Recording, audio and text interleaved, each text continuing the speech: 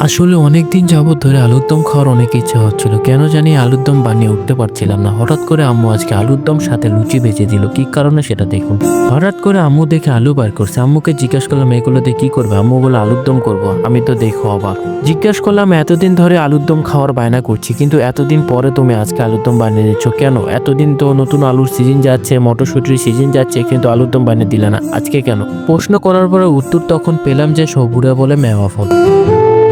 তো এতদিন অপেক্ষা করে রাখছিল যে সবুরা মেওয়া ফলবে। তো যাই হোক, ব্যাপার ওইটা না, ব্যাপার হচ্ছে আজকে আমার বাসায় আলুর দম তৈরি করা হচ্ছে, তাও আবার নতুন মটরশুঁটি দিয়ে। আসলে মটরশুঁটি যে কোনো তরকারি বা যে কোনো জিনিসে দিলে খেতে আমার অনেক ভালোই লাগে। আলুর দম তৈরি করার জন্য এখন পেঁয়াজ আর কাঁচামরিচ গুলো কুটে নেওয়া হচ্ছে। আলু ছাড়া কোনো তরকারি রান্না করলে সে তরকারি আমার জমে না। তাহলে একবার ভাবুন যে আজকে আলুর দম তৈরি করা হচ্ছে, তো আলুর দম আজকে কবজি ডুবে খেতে হবে। আলুর দম তৈরি করার জন্য আলুগুলোকে আলুর দম আকারে সুন্দর করে ছোট ছোট করে কেটে নেব। আলুর দম হওয়ার পরে যে মশলাগুলো গুঁড়ো করে দিব, এই জন্য মশলাগুলো ভেজে দিলাম। এখন তেল দিয়ে দিলাম, দেন তারপরে পেঁয়াজ দিয়ে দিলাম।